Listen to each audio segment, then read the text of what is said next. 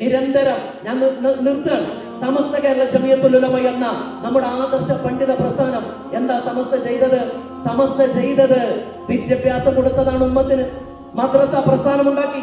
10,000-ലേറെ വരുന്ന മദ്രസകള് രാജ്യത്തിന്റെ പല ഭാഗത്ത്, ലോകത്തിന്റെ പല ഭാഗത്ത് 100ാം വാർഷികം ആഘോഷിക്കാൻ വേണ്ടി പോവാൻ. 100 വർഷം ആഘോഷിക്കുന്ന സമസ്ത എന്ന ആദർശ പണ്ഡിത പ്രസ്ഥാനം ഈ സമൂഹത്തിന് ചെയ്തിട്ടുള്ള വലിയ സൗഭാഗ്യങ്ങളിൽ ഒന്ന് ദാറുൽ എന്ന് പറയുന്ന ഒരു മൂവ്മെന്റ് ആണ്. ദാറുൽ 40 വർഷമായി ദാറുൽ എന്ന ഒരു വിദ്യാഭ്യാസ ഏജൻസി ഇവിടെ പ്രവർത്തിക്കുന്നുണ്ട്. ദാറുൽയുടെ സന്തതികള് ഇന്ന് സമൂഹത്തിന്റെ വലിയ പ്രതീക്ഷയാണ്. മതഭൗതിക സമന്വയത്തിലൂടെ പുതിയ കാലത്ത് അത് അനിവാര്യമാണ്.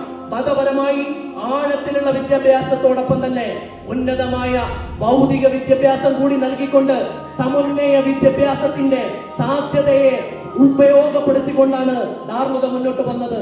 40 വർഷം മുന്നേ അന്നൊരു കോഴ്സ് അവതരിപ്പിക്കപ്പെട്ടു.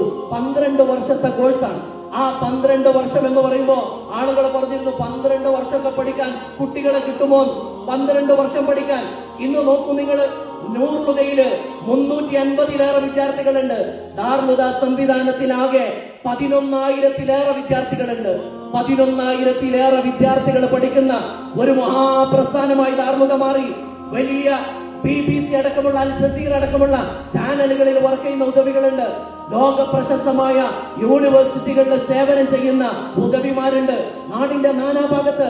ഇന്ത്യയിലെ JNUവിൽ നിന്ന് മാത്രം 50-ലേറെ PhD-ക്കാർ JNUവിൽ നിന്ന്. നിങ്ങൾ നോക്കണം, ഇങ്ങനെ വിദ്യാഭ്യാസ രംഗത്ത് വലിയ മുന്നേറ്റത്തിന് തുടക്കം കുറിച്ച ഒരു മഹാപ്രസ്ഥാനമാണ് ദാറുൽ ഇസ്ലാമിക് യൂണിവേഴ്സിറ്റി എന്ന് പറയുന്നത്.